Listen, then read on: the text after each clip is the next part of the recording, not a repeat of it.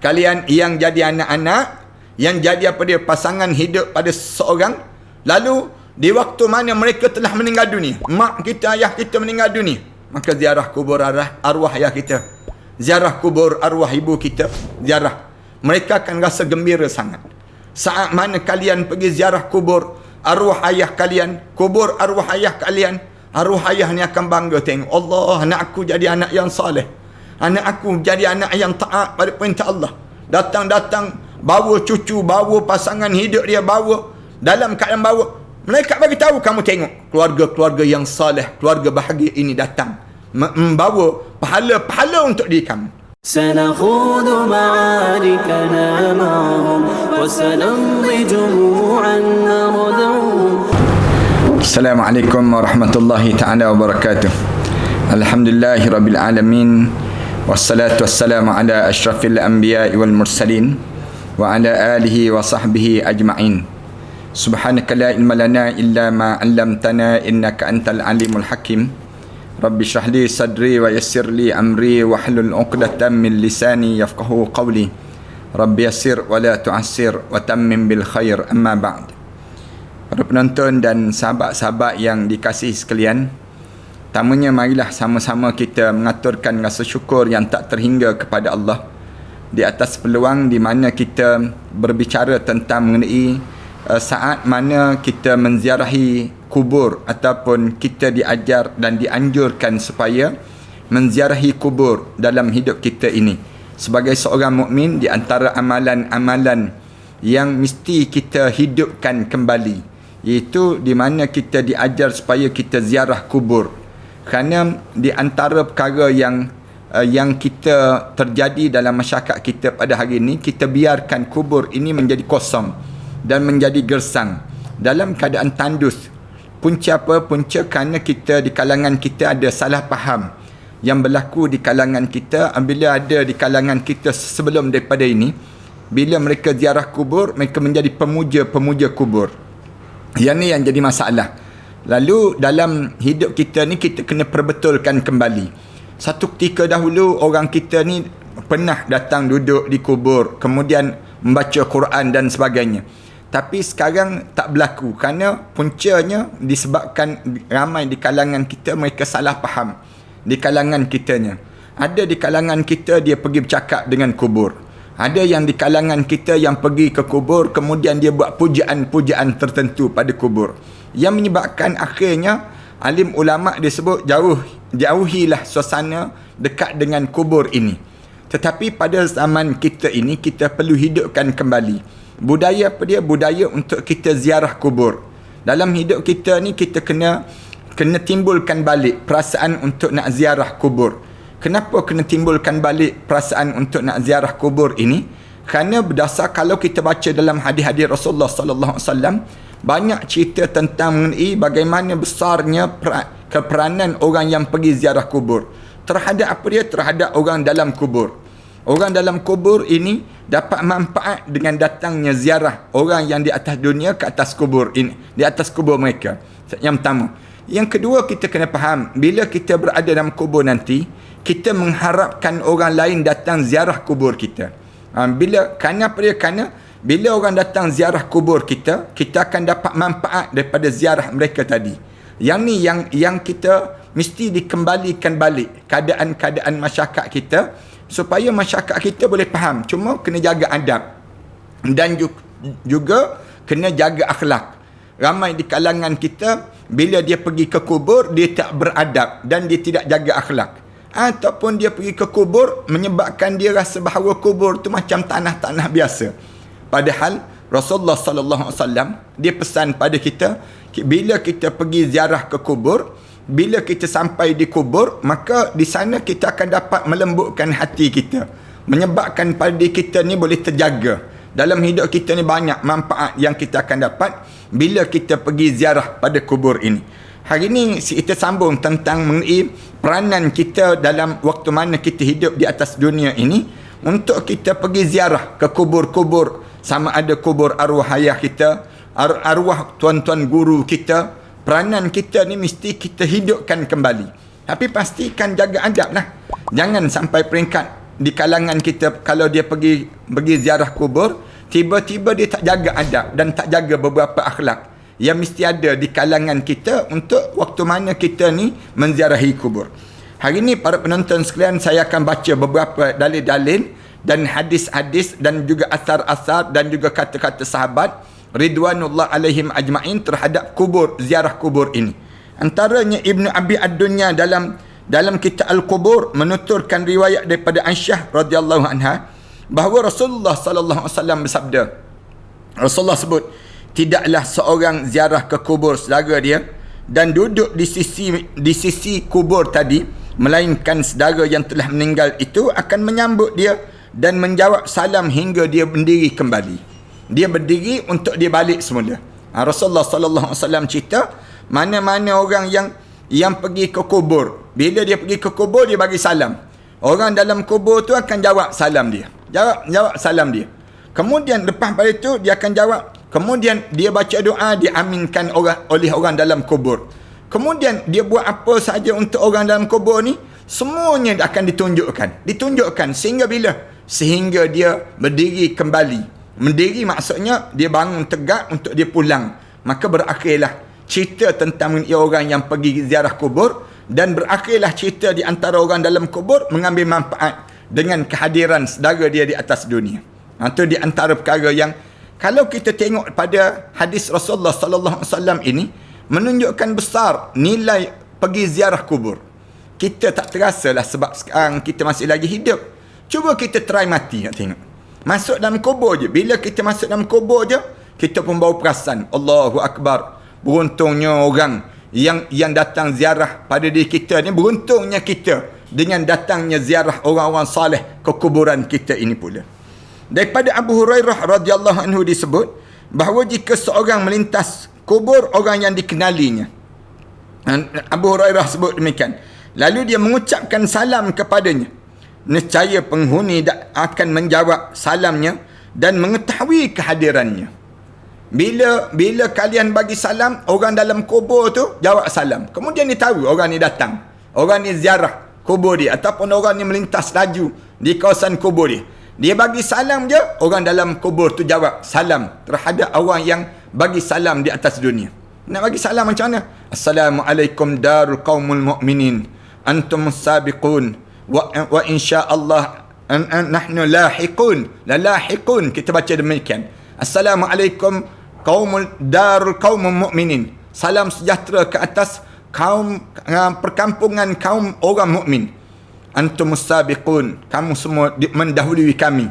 Wa insyaallah innana lahiqun, insyaallah kita semua ni akan mengikut kamu, jejak kamu lepas pada ni. Dan dia mengetahui kehadiran yang disebut dengan orang yang hadir je, malaikat bagi tahu terus, hamba Allah ni hadir, hamba Allah ni hadir. Kehadiran dia. Jika seorang melintasi kubur orang yang tidak dikenalinya, ataupun kitanya melintasi kubur yang orang kita tak kenal pun siapa kat dalam tersebut, lalu dia mengucapkan salam, nescaya penghuninya itu pun akan menjawab salamnya. Lebih-lebih lagi lah orang yang kita kenal. Kalau kita kenal orang yang kita kenal, kita bagi salam, orang tu akan jawab salam kita. Kalaulah orang tu kita tak kenal tapi kita bagi salam juga, orang dalam kubur tu jawab juga salam. Tu kelebihan pergi ziarah pada perkuburan. Bila dia jawab salam, katakanlah dia sedang diazab, Allah ringankan azab. Itu kelebihan yang besarnya. Pada kita, bila kita bagi salam, di saat mana dia kena azab, tiba-tiba datang ziarah kita. Kita datang ziarah. Lalu jadi ringan pada dia. Dia jawab salam. Kita bagi salam, kita baca doa, kita buat. Semuanya dijawab. Cuma kita tak dengar je dia jawab. Kalau kita dengar dia jawab, terloncat kita. Kita tak duduk di tempat tersebut. Mesti kita tak. Kalau kita dengar jawapan orang dalam kubur, tapi tak dengar, Allah tak bagi dengar. Cuma Allah sebut melalui hadis Nabi SAW, ajar pada kita, kalau kamu bagi salam pada orang dalam kubur, orang dalam kubur tu jawab salam.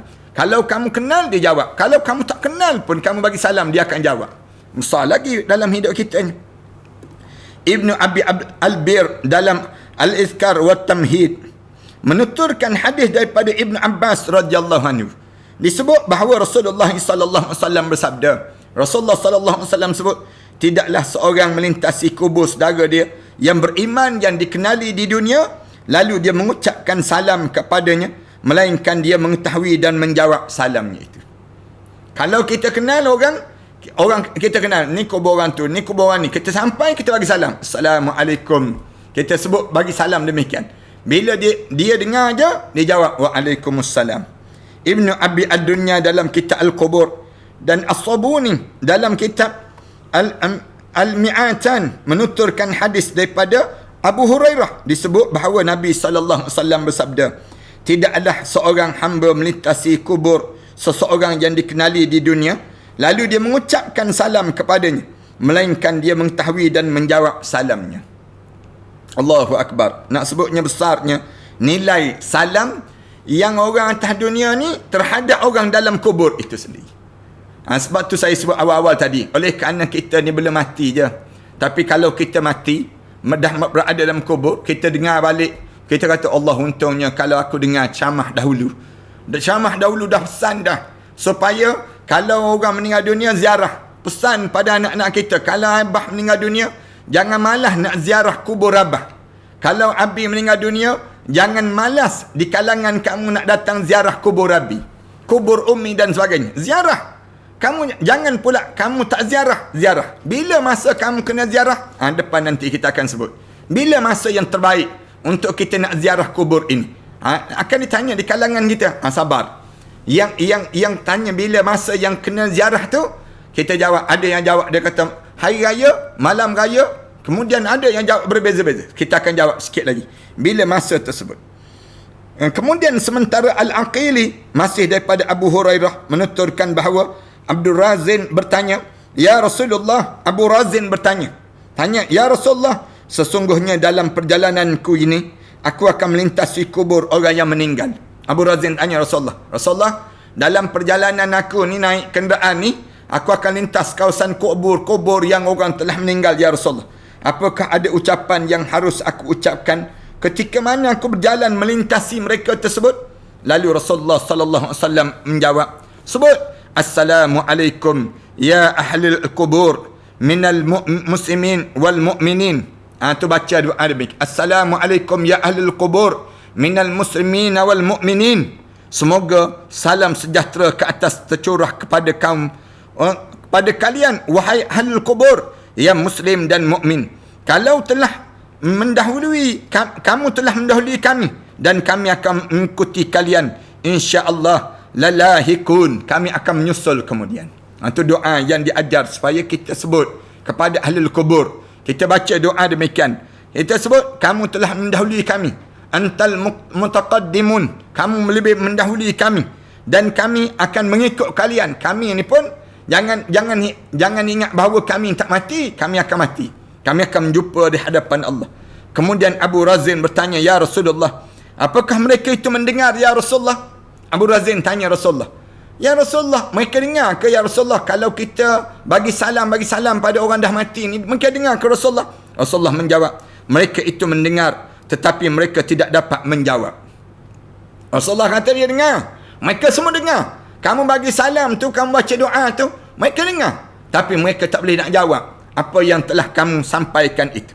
Lebih lanjut, baginda bersabda, Abu Razin, tidakkah kamu meredai jika malaikat sebanyak jumlah mereka lah yang menjawab salam kepada kamu? Lalu Rasulullah sallallahu alaihi wasallam tanya balik, Abu Razin, kalaulah mereka tak jawab, tapi malaikat yang jawab, seramai mana mereka dalam kubur tu, seramai itulah malaikat yang menjawab. Kamu tak suka ke Abu Razin? Kalaupun kamu rasa bahawa orang dalam kubur tak jawab, tapi malaikat menjawab, kamu bagi salam pada orang dalam kubur, Assalamualaikum ya darul qaumul mu'minin antumul sabiqun wa ana lahiqun. Kita baca doa demikian. Kemudian insya-Allah innana lalahiqun. Kita baca doa demikian pada ahli kubur. Kalaupun orang dalam kubur tu tak nak jawab, dia kata tak nak jawab lah, orang ni datang, katakanlah, tapi malaikat jawab, malaikat semua jawab. Oleh kerana malaikat jawab, kamu kena rasa bangga lah, kerana salam kamu didengari di dalam bumi pun didengari, di kalangan para malaikat pun mendengar. Sementara itu Aisyah radhiyallahu anha berkata, aku pernah memasuki rumah di dalamnya ada kubur Abu Bakar dan juga Rasulullah sallallahu alaihi wasallam. Aku pernah masuk dalam rumah Tapi rumah tu ada kubur Abu Bakar dan Rasulullah. Dan meletakkan baju luarku secara seraya berucap, mereka itu ayah dan suamiku. Aisyah radhiyallahu anha, dia masuk dalam satu hari, dia masuk di kawasan kubur. Kubur tu kubur Rasulullah dan juga kubur ayah dia Abu Bakar.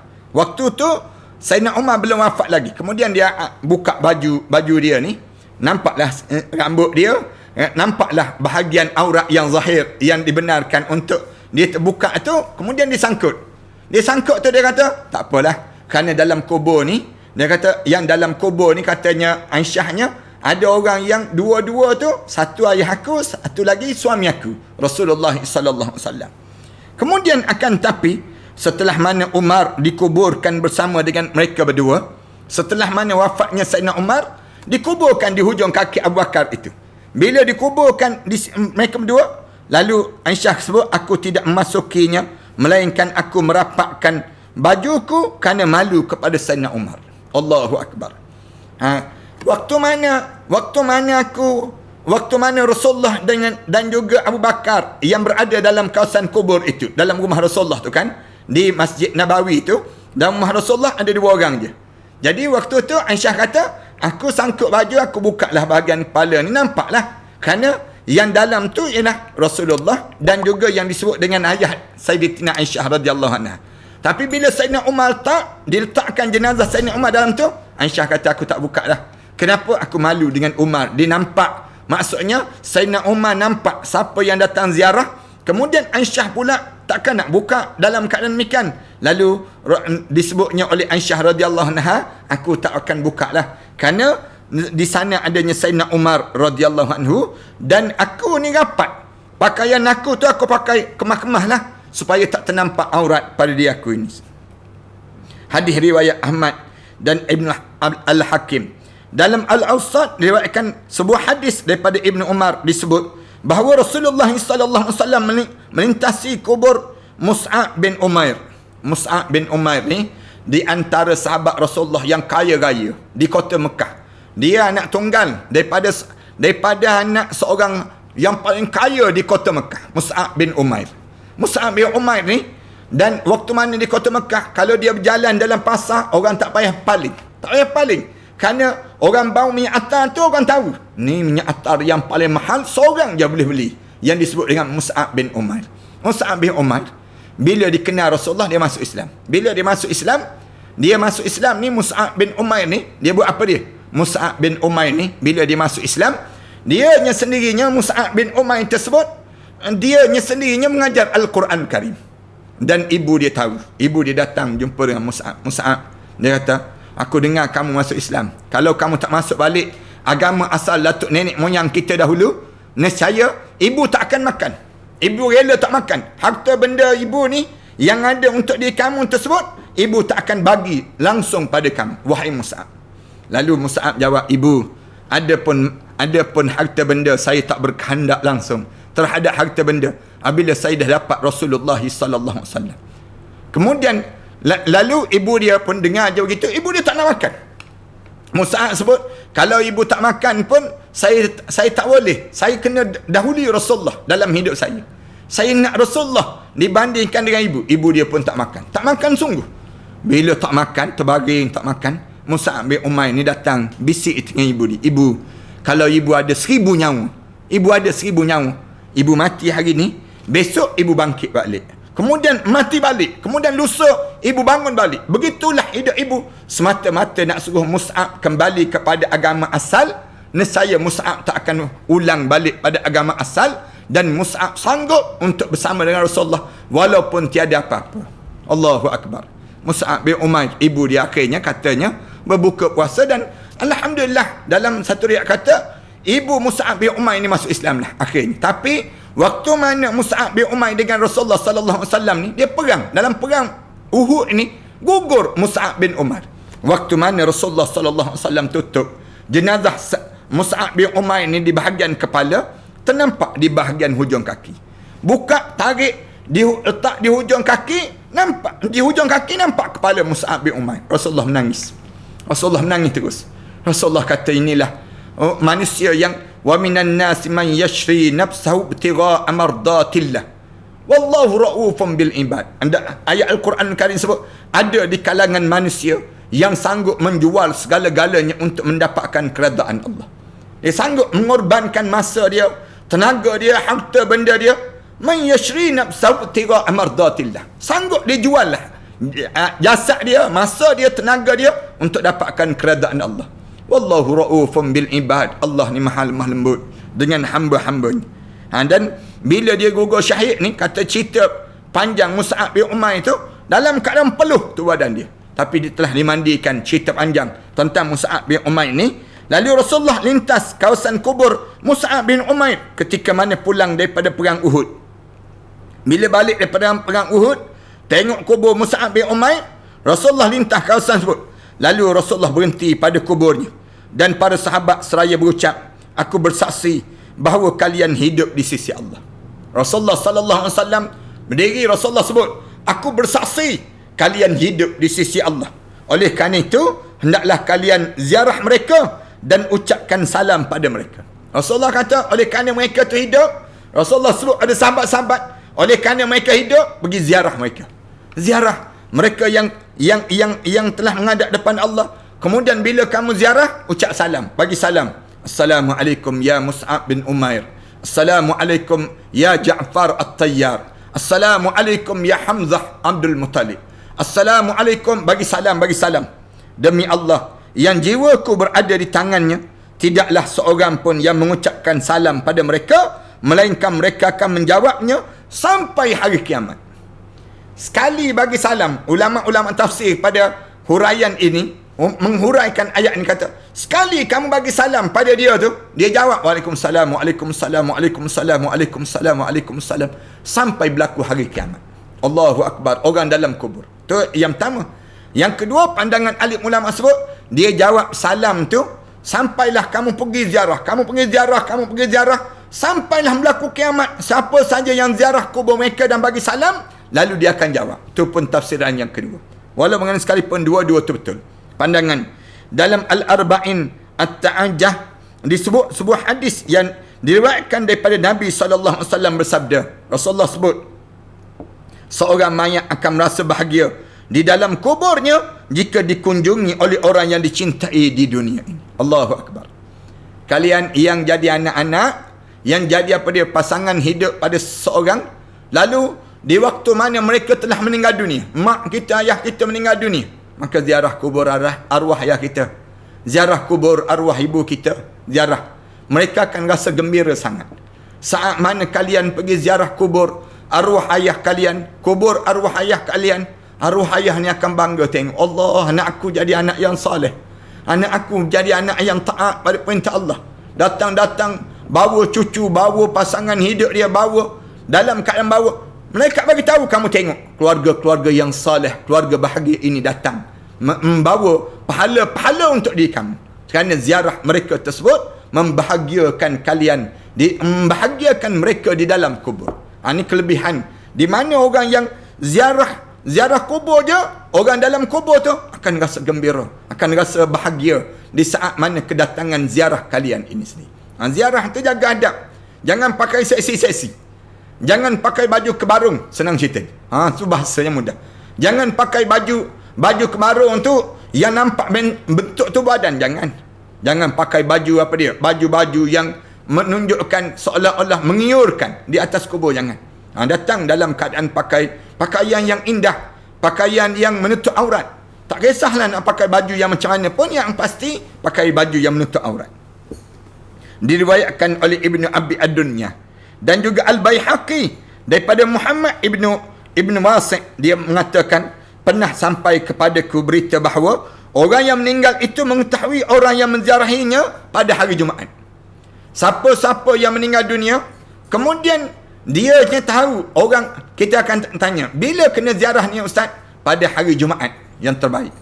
Dia akan tahu siapa yang menziarahi pada hari Jumaat. Pada hari Jumaat, sehari sebelum hari Jumaat dia pun tahu. Sehari sebelum hari Jumaat dia pun tahu.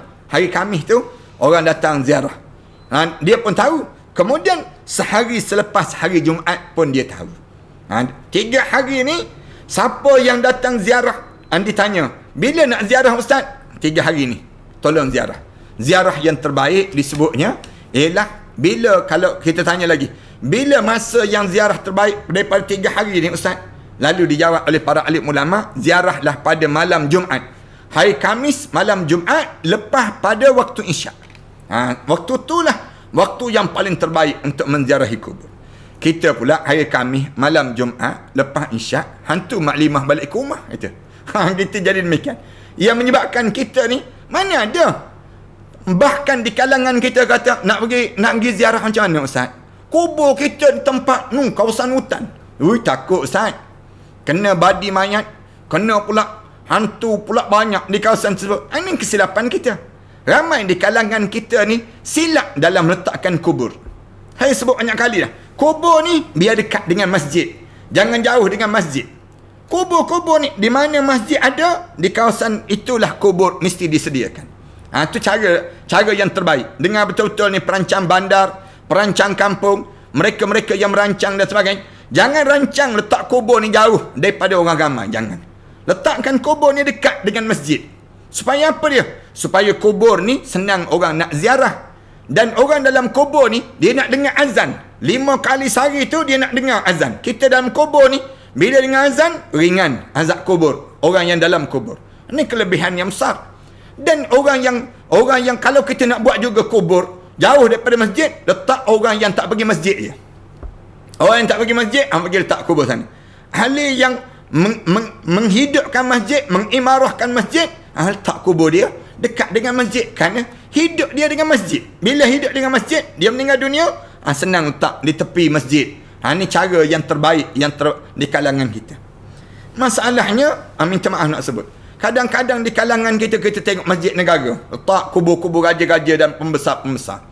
Tapi orang ramai ni tak boleh letak jauh daripada demikian. Rugilah dari kita. Saya minta sangat supaya diubah suasana ini.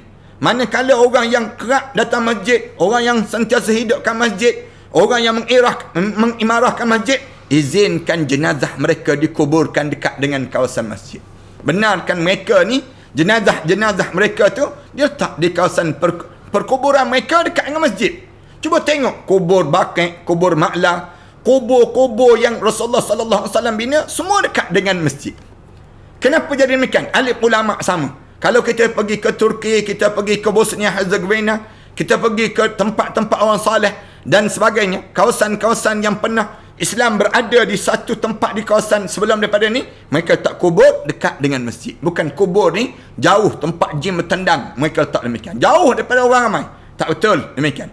Siapa yang mengajar kita jadi letak kubur ni jauh daripada tempat orang ramai ni datang orang yang bukan Islam. Dia ajar kubur ni tempat sial. Kubur ni tempat sway. Dia sebut demikian. Akhirnya orang kita pun terpengaruh. Orang kita, kalau rumah dekat dengan kubur, rumah tersebut tak laku. Rumah ni tak ada pemandangan. Pemandangan kubur, dia sebut demikian. Tak ada view konon-kononnya. Tak betul pada diri kita.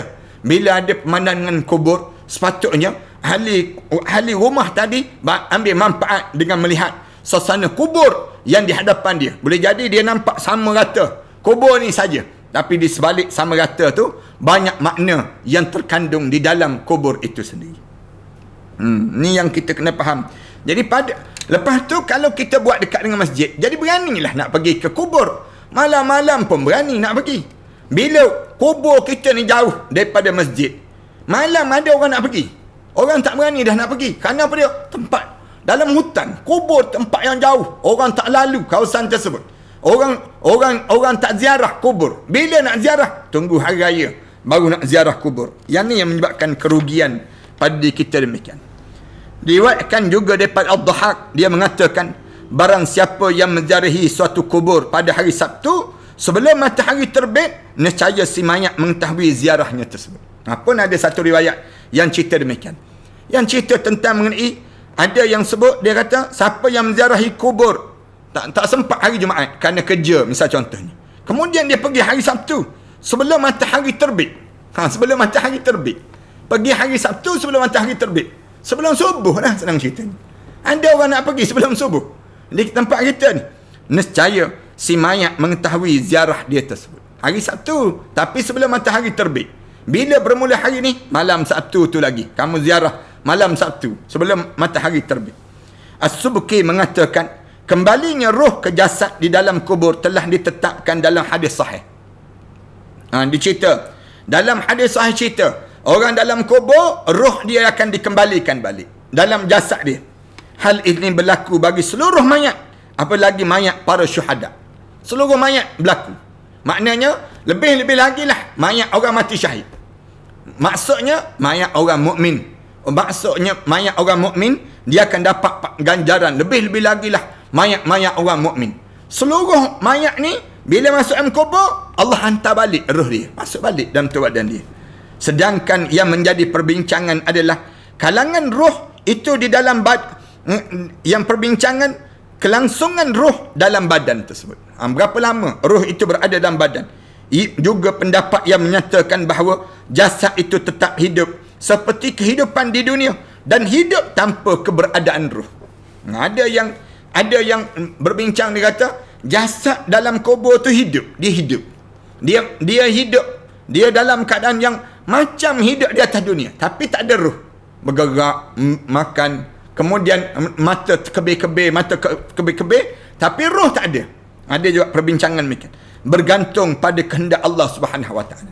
Senang bahasanya, bergantung pada amalan masing-masing waktu mana hidup atas dunia.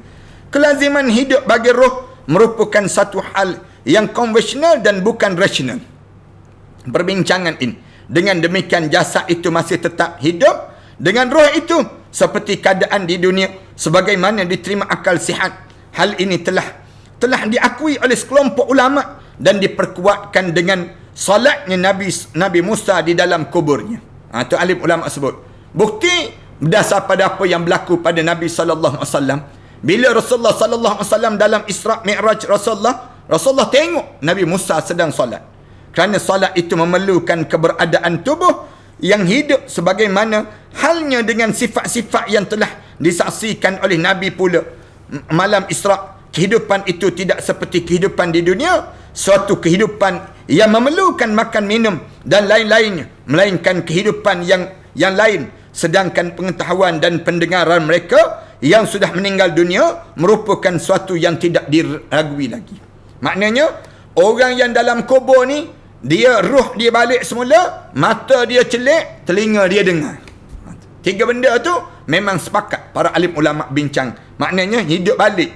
Bila masuk dalam kubur, jenazah kita letak dalam kubur, dia hidup balik dalam kubur ni. Bila Allah hantar malaikat, hantar balik roh dia. Bila hantar balik roh dia, dia nampak balik. Mata dia celik, telinga dia dengar, tapak-tapak kaki yang meninggalkan perbincangan para malaikat di sekitar tu badan dia, semua dia akan sedar di saat demikian. Di saat itu roh dia dimasukkan balik dalam jasad dia. Ada juga yang mengatakan ada perbezaan pendapat mengenai kehidupan para syuhada. Apakah kehidupan mereka itu hanya pada roh saja ataupun juga jasadnya tanpa adanya ujian? Bagi mereka mengenai hal ini ada dua pendapat. Para alim ulama bincang, orang mati syahid macam mana? Masuk tak masuk roh dia dalam jasad dia? Dan jasad dia hancur lebur, nak masuk macam mana lagi? Katanya setengah di kalangan mereka.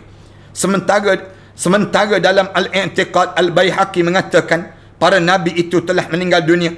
Arwah mereka dikembalikan lagi kepada mereka sehingga mereka hidup di sisi Allah seperti mana para syuhada. Nabi-nabi kan, walaupun kita pergi lalui kawasan kubur Nabi, kita bagi salam, Assalamualaikum ya ahlul kubur, Assalamualaikum ya Rasulullah. Kita bagi salam khusus kepada Rasulullah. Dijawab salam kita tadi.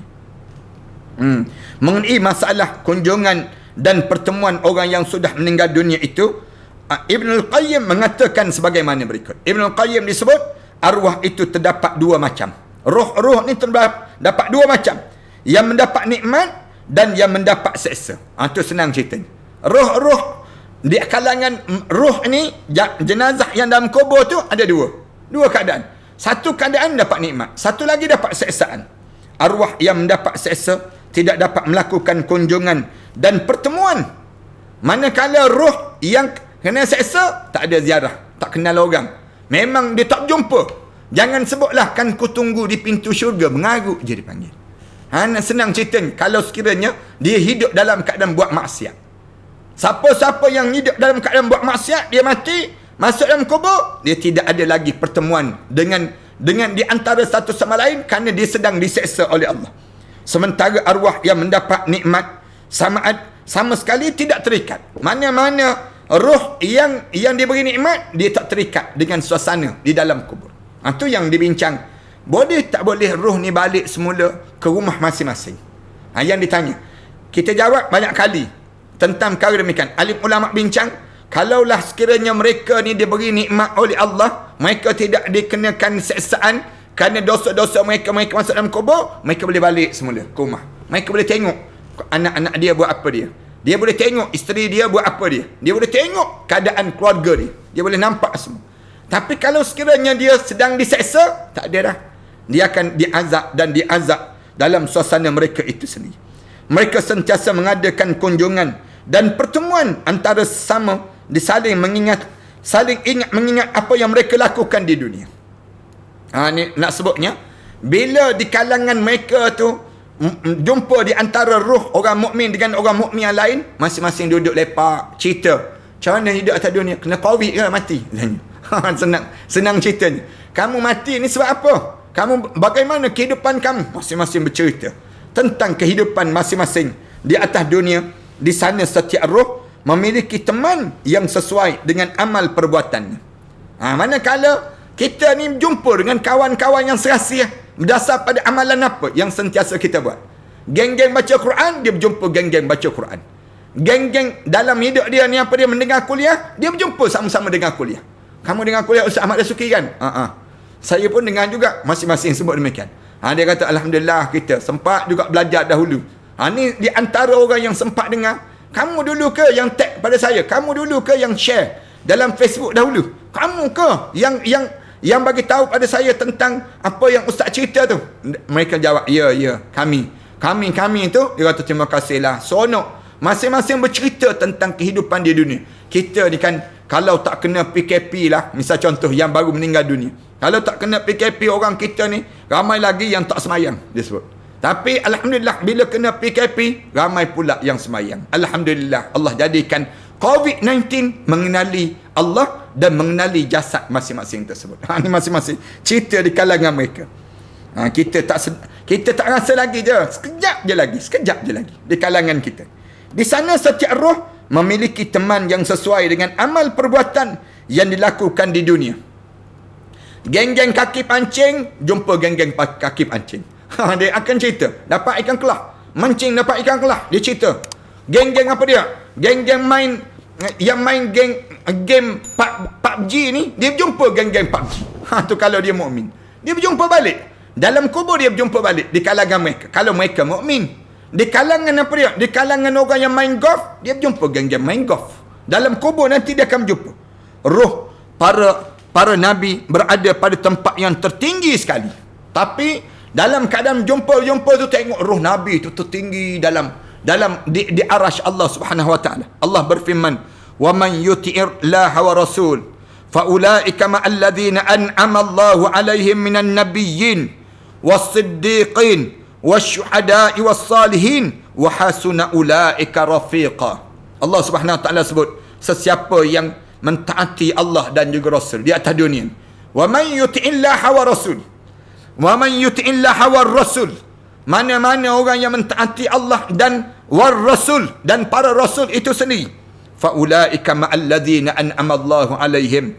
Maka bagi mereka itu Allah akan sekalikan mereka, satukan mereka alaihim minan nabiyyin, bersama dengan nabi-nabi.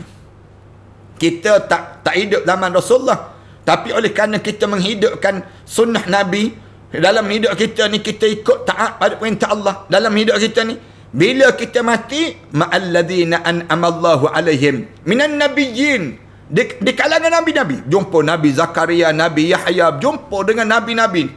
Nabi-nabi ni kita kata dulu atas dunia dahulu dengar kuliah Haji Ustaz, tapi sekarang baru jumpa direct. Macam setengah-setengah di kalangan sahabat-sahabat kita ni, bila dia berjumpa dengan saya kat luar, bila saya tak sebut saya ni Nabi, tapi saya nak sebutnya yang kuliah, nak sebutnya bila kita ni pengkuliah ni jumpa kat luar tu, masing-masing tergamam. Ustaz Dasuki, Ustaz Dasuki tu masing-masing datang, Ustaz boleh tak nak bersalam? Salam, Ustaz. Boleh ke nak bergambar, Ustaz? Boleh ke? Masing-masing ni dia kata, ni Ustaz Ahmad Dasuki kan? Nak sebutnya di kalangan ni bagu dunia. Saya tengok wajah kegembiraan. Ada orang suka sangat, saya paling suka Ustaz. Dia kata, saya tak terfikir yang saya boleh berjumpa dengan Ustaz. Saya boleh berjumpa dengan Ustaz. Bangga dia. Alhamdulillah. Kita pun Alhamdulillah Allah kurniakan nikmat ini. Misal contoh demikian.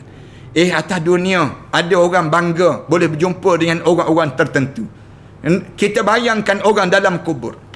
Dalam kubur Allah Subhanahu Wa Taala sebut, "Wa man yuti'illaha war rasul."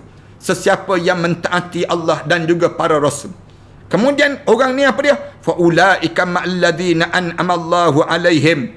Mereka ini akan diberi nikmat oleh Allah ke atas mereka. Di kalangan apa dia? Allah akan kumpulkan mereka minan nabiyyin, bersama dengan para nabi. Kemudian siapa lagi? Wasiddiqin, orang-orang yang membenarkan perintah Allah. Hidup atas dunia ni dia di kalangan siddiqin. Siddiqin ni maknanya dia bukan hanya sekadar sebut di mulut dia, tetapi pelaksanaan dia betul-betul dengan pelaksanaan Islam dalam kehidupan dia. Segala benda yang dia buat, peribadi dia peribadi Muslim. Hidup dia dijaga betul-betul perintah Allah Subhanahu Wa Taala. Dia tak nak campur dengan orang yang kazibin, orang-orang yang dusta pada perintah Allah. Tapi hidup dia siddiqin, bersama dengan para siddiqin. Siapa lagi? Wasyuhada, dia berjumpa dengan orang mati syahid. Berjumpa dengan Hamzah bin Abdul Muttalib. Berjumpa dengan Khalid Al-Walid. Berjumpa dengan siapa dia? Salman Al-Farisi. Berjumpa dengan sahabat-sahabat Rasulullah. Wassalihin, dan orang-orang salih. Jumpa balik dengan arwah Allah yarham Tuan Guru Datuk Ni Abdul Aziz Nikmat. Jumpa dengan Tuan Guru Datuk Dr. Harun Dim. Jumpa balik dengan orang-orang salih ni. Jumpa dengan mereka sebut wa hasuna ulaika rafiqa, dan mereka itulah teman-teman yang sebaik-baiknya di kalangan mereka ini sendiri. Persahabatan tersebut berlaku selamanya, baik di dunia, di alam barzah dan di akhirat nanti. Ini ingat betul-betul. Siapa-siapa yang dia follow ustaz-ustaz, maknanya dia akan bersama dengan ustaz-ustaz tu dalam kubur nanti. Dia bersama dengan ustaz-ustaz tu di padang mahsyar Allah, dan sampailah di akhirat Allah bersama dengan mereka semua. Siapa-siapa yang follow dengan pelakon-pelakon, penyanyi-penyanyi, dia like dengan bersama dengan orang itulah dia dalam kubur nanti. Dengan siapa kamu hidup atas dunia? Kalau kamu hidup dengan orang soleh, kamu dia orang soleh. Dalam hidup kamu, dalam kubur nanti kamu jumpa balik. Hari pertama tu Allah dah bagi ketemu dah di kalangan orang-orang yang soleh ni. Jumpa di kalangan mereka sebut Allahu Akbar, Allahu Akbar, Allahu Akbar. Masing-masing tengok berjumpa tu, seronok dan bercahaya wajah masing-masing. Suka di saat mana mereka ditemukan dengan keadaan yang sedemikian rupa di kalangan mereka ini sendiri. Tapi kalau kita ni hidup, kita ni sentiasa habis masa dengan tengok YouTube yang lawak-lawak, yang jenis orang yang kita nak hidup kita ni enjoy, gembira, suka je. Dalam kubur nanti dengan orang tu lah. Masuk dalam kubur nanti, kita berjumpa balik yang kita tengok, yang kita pandang tersebut. Bersama dengan dia lah masuk dalam kubur nanti. Di akhirat nanti dengan orang tersebut. Kemudian, na'udzubillah min dzalik, sehingga dicampakkan ke dalam neraka Allah. Lepas tu jangan sembarangan. Dalam kita nak follow, dalam kita nak subscribe, dalam kita nak share bahan di kalangan kita kena nampak yang diajar oleh Allah Subhanahu Wa Taala dalam surah An-Nisa ini sendiri. Dalam Al-Burhan fi Ulumil Quran disebut, wala tahsabanna alladhina qutilu fi sabilillahi amwat bal ahya. Ini insya-Allah kita akan sambung pada malam besok, cerita tentang mengenai bagaimana suasana kita ziarah kubur dan bagaimana orang dalam kubur untuk mengetahui keadaan dan minta bantuan pada kita waktu mana kita ziarah kubur-kubur mereka tersebut, insya-Allah. Mudah-mudahan Allah panjangkan lagi umur kita dan Allah masukkan kita di kalangan orang-orang yang saleh, insya-Allah. Sebar-sebarkan tuan-tuan. Tuan-tuan tolong share dan maklumkan ramai-ramai di kalangan sahabat-sahabat kita ni. Mudah-mudahan Allah jadikan kebaikan pada kita ini sendiri, insya-Allah. Tuan-tuan, sementara sebelum daripada saya nak jawab pertanyaan sahabat-sahabat ni, ada beberapa produk yang mesra solat, perfume Litania ni, yang kita keluarkan, haruman mewah dengan bauan 4 bau setiap kotak ni, dalam tawaran yang hebat. Tuan-tuan boleh terus ke 014 269 6217. Ni untuk orang lelaki Yang warna hitam lelaki, yang putih ni untuk perempuan. Ni mudah-mudahan tuan-tuan dapatlah produk-produk sebegini. Kemudian saya nak jawab pertanyaan-pertanyaan yang ditanya oleh sahabat-sahabat yang bertanya ni. Dan ada yang tanya soalan-soalan dan saya nak jawab. Satu persoalan, apabila melewati kubur dengan kereta kita bagi salam, adakah ahli kubur juga mendengarnya Ustaz? Sabariah Osman tanya soalan demikian. Lalu dengan kereta, kemudian kita bagi salam, Assalamualaikum, misal contoh. Lalu kawasan kubur, jawab ke orang dalam kubur terjawab? Jawab salam. Cuma yang nak sebutnya, lajulah. Dia pun jawab salam, pun jawab laju juga. Waalaikumsalam, dia jawab demikian. Kerana berdasar pada apa yang kita bagi salam itulah. Laju tak lajunya kita yang kita lakukan demikian. Kemudian pertanyaan lagi, sahabat-sahabat tanya soalan di YouTube, pertanyaan soalan. Ada yang tanya soalan, Assalamualaikum Ustaz, boleh tak kita duduk atas kubur sambil membaca ayat Al-Quran Karim ketika ziarah kubur? Boleh, Izzati. Hadapkan muka Izzati ni kepada yang disebut dengan kubur tadi.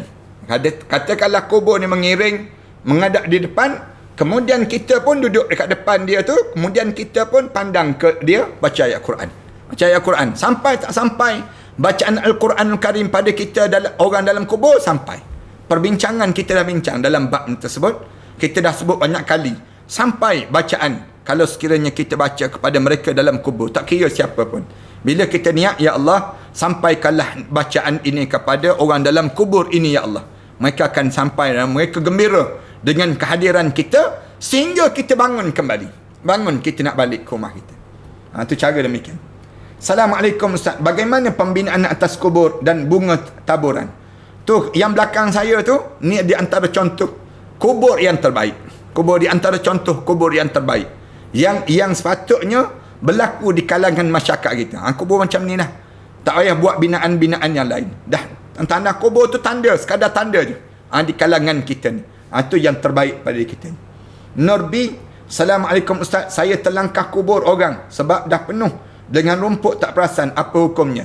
Tidak menjadi satu dosa, dan kita diajar supaya istighfar saja bila terlangkah, lalu kita sebut astaghfirullahalazim, dan dia akan menjadikan doa kita kepada dia pula. Mudah-mudahan Allah rahmati padanya.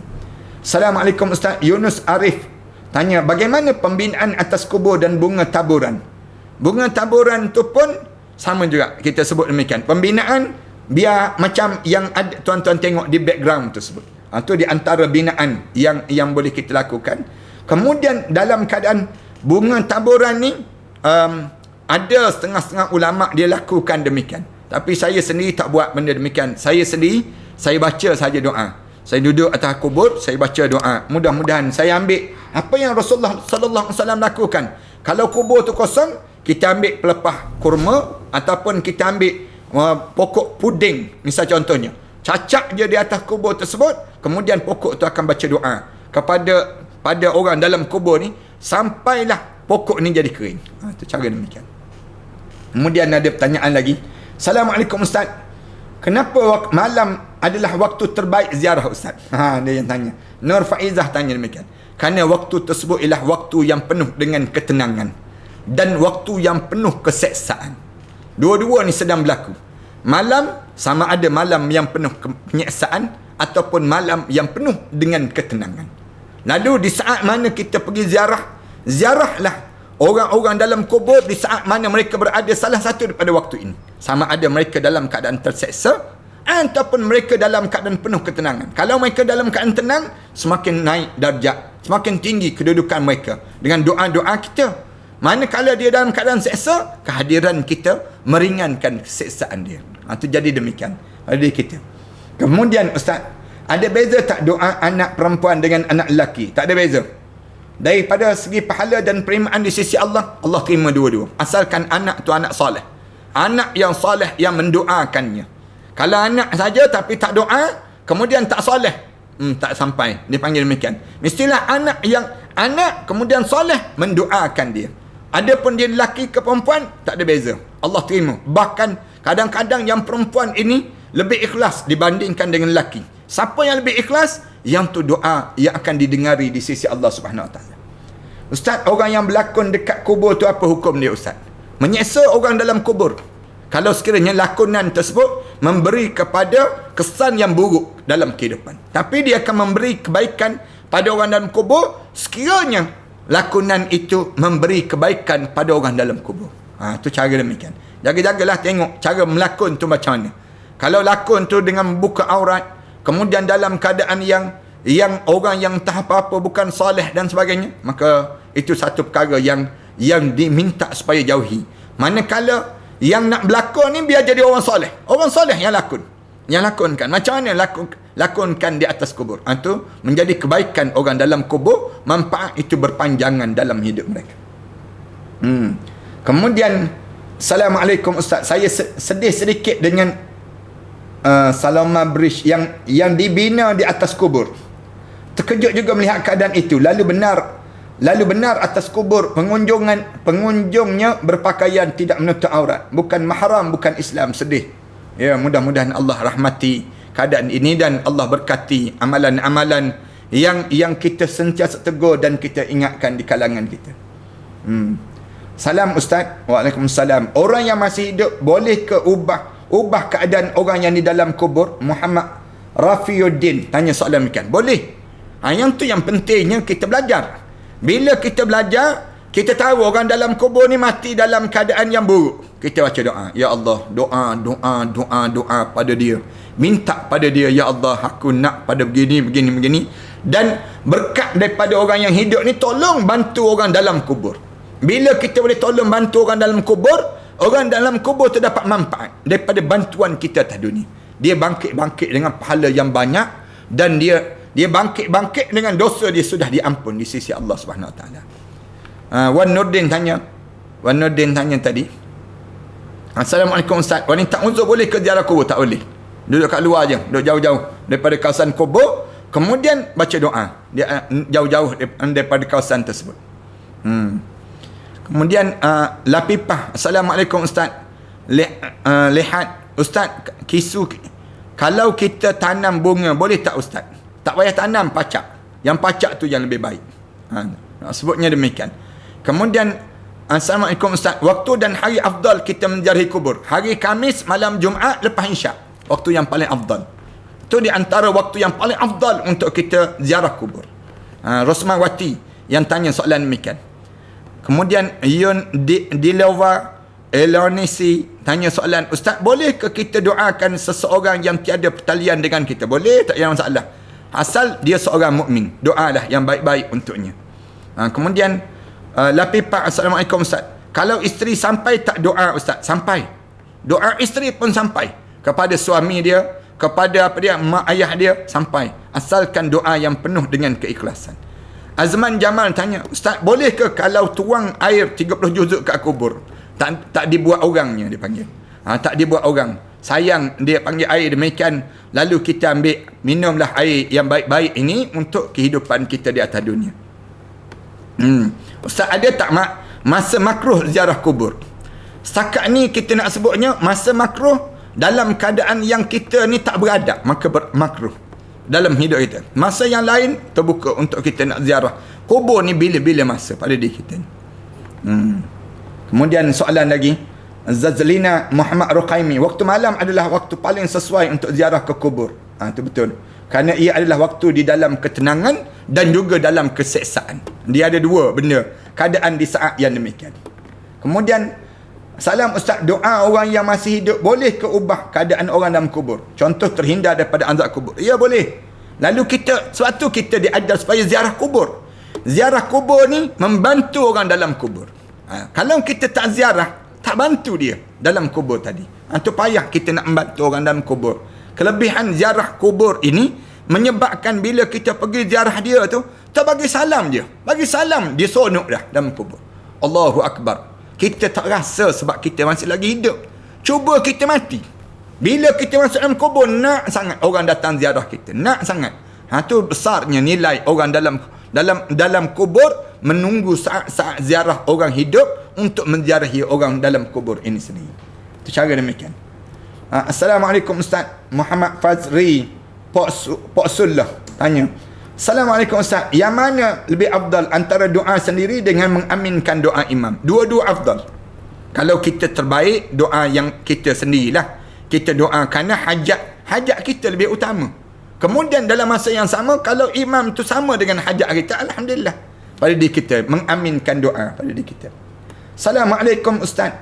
Betul ke kalau lalu dekat kubur, kita bagi salam tu sampai pada semua ahli kubur? Betul. Kan kita bincang tadi. Semenjak tadi lagi kita sebut. Setiap kali mana kita pergi ke kubur, bagi salam. Orang dalam kubur, orang mukmin tu semua jawab salam kita. Sonok dia. Kemudian kita lalu kawasan kubur, kita pergi ke kubur tertentu, diri pula di atas kubur yang kita kenal tu, terbagi salam. Dia dengar dan dia jawab salam kita. Cuma kita tak dengar je dia jawab salam. Kalau kita dengar, kita terloncat balik sendiri seorang-seorang kita. Tu di awal-awal kita faham demikian. Tu cara dalam. Kemudian Syada tanya soalan. Assalamualaikum Ustaz, jika guna mobile phone baca Quran di kubur, boleh tak boleh? Boleh, tak ada masalah. Bacalah, asal membaca Al-Quran Karim pada diri kita. Ni dalam hidup kita para penonton dan sahabat-sahabat, jangan terlepas peluang pada diri kita waktu mana kita hidup dan kita ada peluang ni, pergilah ziarah kubur. Ziarahlah kubur. Kubur kan tempat terbuka kan. Tak ada siapa pun yang menahan kita. Pergilah pada diri kita, kecuali tempoh PKP baru-baru ni, yang kita tak boleh pergi. Bila dalam tempoh tersebut kita tak boleh pergi, sekarang ni dah terbuka. Bila dah terbuka, pergilah ziarah. Di saat mana kita boleh ziarah ni, kerana dengan ziarah kita ni, dengar betul-betul, manfaat untuk orang dalam kubur. Orang dalam kubur tu nak sangat dengan kehadiran setiap di kalangan kita ke kuburan mereka ini sendiri. Bila masa terbaik nak pergi tersebut, pergi pada hari Khamis malam Jumaat lepas Isyak. Tapi jangan mendatangkan fitnah. Kita dah sebut dah awal-awal dalam perbincangan kita sebelum daripada ini. Terima kasih Ustaz, selalu beri ilmu bermanfaat. Saya tak pernah terlepas live Ustaz, alhamdulillah. Terima kasih pada Zaiham Zain di atas kebersamaan dalam kuliah, siri-siri kuliah ini. Ada yang salin, saya diberitahu mereka mencatat sejak daripada siri PKP kita di online ini, dalam kuliah online ini mereka salin. Boleh buat buku dah, boleh buat kitab dah di kalangan sebahagian kita. Yang salin tersebut, mereka boleh susun kembali, boleh buat kitab balik terhadap apa yang telah kita huraikan. Saya telah kumpulkan beberapa buah kitab, kemudian kita huraikan dalam serentak dan kita bincangkan. Tajuk-tajuk tu cantik dan telah disusun sebelum daripada ini, insyaAllah. Assalamualaikum Ustaz. Hari raya hari tu saya ziarahi kubur tunang saya. Boleh tak dia nampak saya datang? Saya bersihkan kubur dia. Ya, nampak, dia nampak. Dan dia dengar apa yang kita bagi salam padanya. Dan doa-doa kita tersebut sampai pada dia. Dan dia pun sendiri pun rasa seronok dengan doa-doa yang kita bacakan untuk dia. Walaupun dia tunang kita. Apatah lagi kalau sekiranya dia keluarga kita yang dah telah menjadi ada ikatan dengan kita ini sendiri. Assalamualaikum Ustaz. Setiap kali lepas solat, saya hadiahkan bacaan ayat Quran untuk arwah abah. Namun, kiranya keuzuran, dapatkah seperti yang saya lakukan? Ya, sentiasa dapat. Mudah-mudahan. Jangan berhenti. Doakan untuk arwah abah, arwah ayah, arwah datuk nenek moyang kita. Jangan berhenti selagi mana kita tidak berhenti. Tidak dihentikan. Maksudnya, selagi mana kita tak mati, maka teruskan, hidupkan amalan-amalan yang baik ini sendiri. InsyaAllah.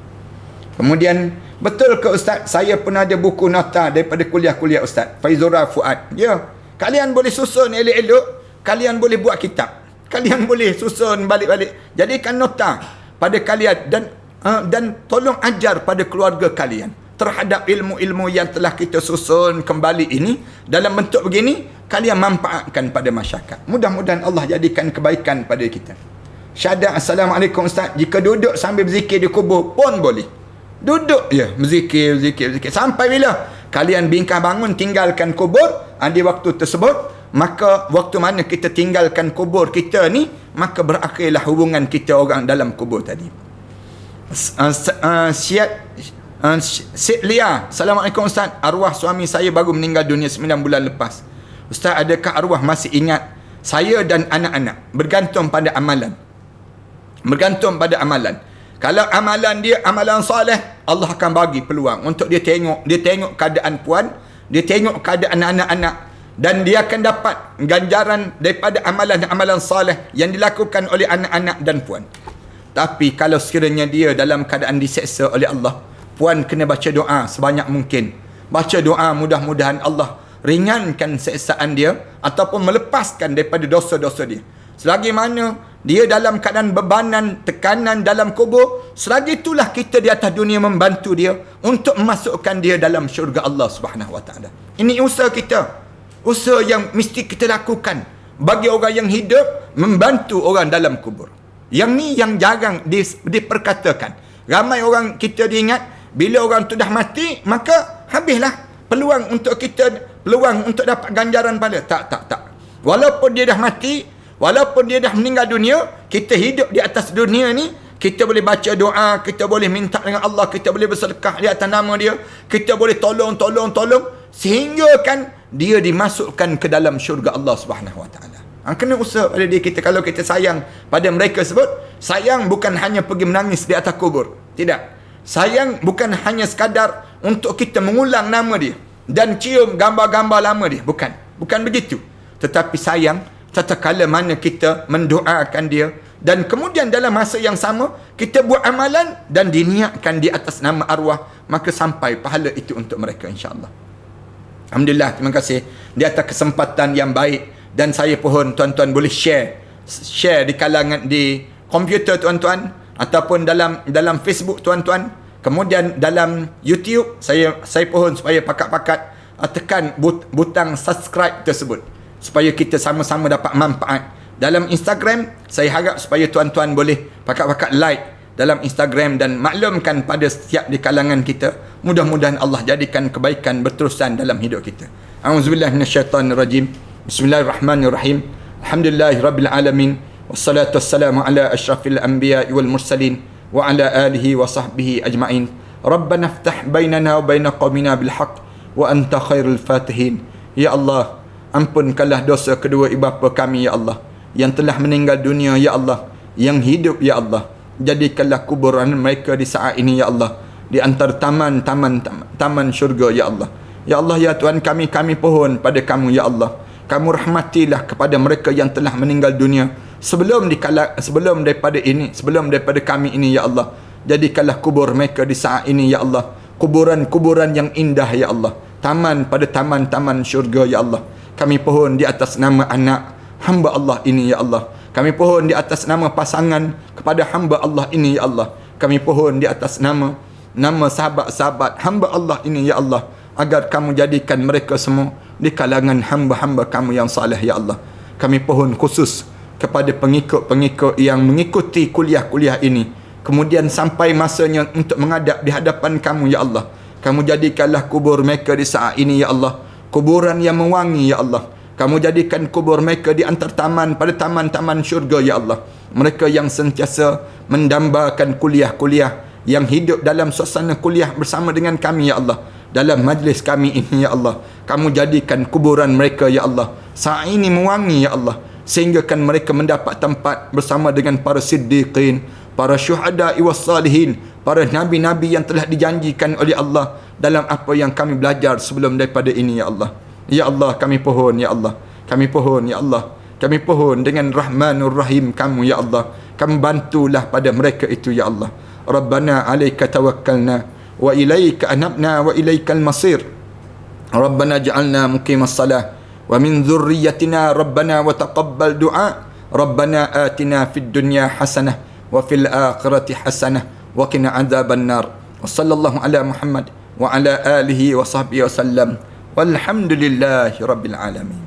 سنخوض معاركنا معهم وسنمضي جموعا نردهم ونعيد الحق المغتصب وبكل القوة ندفعهم من بعد الذل وذا العار.